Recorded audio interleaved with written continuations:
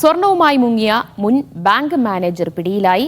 Bank of Maharashtra Vadakara ശാഖയിലെ മുൻ manager മധ ജയകുമാറാണ് പിടിയിലായത്. 26 കിലോ സ്വർണവുമായി മുങ്ങിയ ഇയാളെ തെലങ്കാനയിൽ നിന്നാണ് പോലീസ് പിടികൂടിയത്.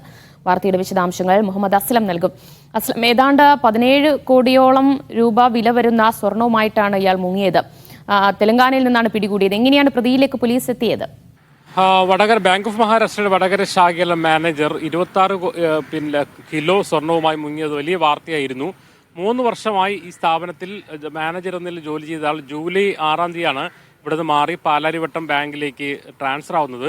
ട്രാൻസ്ഫർ ആയ ആൾ പാലാരിവട്ടത്തേക്ക് ജോയിൻ ചെയ്തില്ല. തുടർന്ന് ഇവിടെ എത്തിയ പുതിയ മാനേജർ കണക്കുകൾ പരിശോധിച്ചപ്പോഴാണ് 26 കിലോ സ്വർണത്തിന് പകരമായി, അതായത് പണയം വെച്ച 26 കിലോ സ്വർണത്തിന് പകരമായി മുക്കുവണ്ടം അവിടെ ലോക്കറിൽ സൂക്ഷിച്ചുകൊണ്ട് ഈ പണം തട്ടിയെടുത്തുകൊണ്ട് പോയി, അല്ലെങ്കിൽ അത് നഷ്ടപ്പെട്ടു എന്ന് മനസ്സിലാക്കുന്നു. തുടർന്നുള്ള പരിശോധനയിലാണ് ബാങ്ക് മാനേജറായിരുന്ന ഈ മധു ജയകുമാർ എന്ന് പറയുന്ന തമിഴ്നാട് സ്വദേശി തന്നെയാണ് ഇത് ചെയ്തതെന്ന് മനസ്സിലാക്കി. ഇതിന്റെ അടിസ്ഥാനത്തിൽ ആ ബാങ്ക് മാനേജർ പുതിയ ബാങ്ക് മാനേജർ പോലീസിൽ പരാതി നൽകി നടത്തിയ അന്വേഷണത്തിനൊടുവിലാണ് ഇയാൾ അവിടുന്ന് കേരളം വിട്ടു എന്ന കാര്യം മനസ്സിലായി. തുടർന്ന് മൊബൈൽ ടവറുകളും മറ്റു വിവരങ്ങളുടെയും അടിസ്ഥാനത്തിൽ പോലീസ് നടത്തിയ പരിശോധനയിലാണ് തെലങ്കാനയിൽ ഇപ്പോൾ എത്തി നിൽക്കുന്നത്.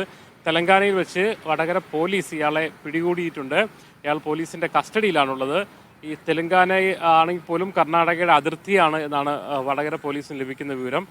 അതുകൊണ്ട് തന്നെ ഇന്ന് തന്നെ പരമാവധി അയാളെ ഇവിടെ എത്തിക്കാനുള്ള ശ്രമം നടത്തും. വടകര പോലീസിൽ നിന്ന് ഇവിടുന്ന് പോയ സംഘം ഇവിടെ എത്തിക്കാനുള്ള ശ്രമം നടത്തും.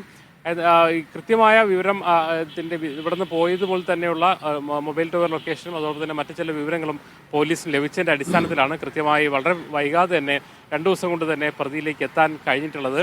ഒരുപക്ഷെ നമുക്ക് സാധാരണ അല്ലെങ്കിൽ മുക്കുപണ്ടം വെച്ച് തട്ടിപ്പ് നടത്തുക എന്ന് പറയുന്നത് ചെറിയ ബാങ്കുകളൊക്കെ നടന്ന അതേസമയം ബാങ്ക് ഓഫ് മഹാരാഷ്ട്ര പോലുള്ള ഒരു വലിയ ബാങ്കിൽ നിന്നും അതും 3 വർഷം ജോലി ചെയ്ത ഒരാൾ കൃത്യമായി തന്നെ ഈ പണി ചെയ്തുകൊണ്ടിരുന്നു എന്നുള്ളത് വളരെയധികം ഞെട്ടിപ്പിക്കുന്ന കാര്യമാണ്. എന്തായാലും 17 കോടി രൂപയുടെ തട്ടിപ്പ് നടത്തിയ മുൻ ബാങ്ക് മാനേജറാണ് ഇപ്പോൾ പിടിയിലായിരിക്കുന്നത്.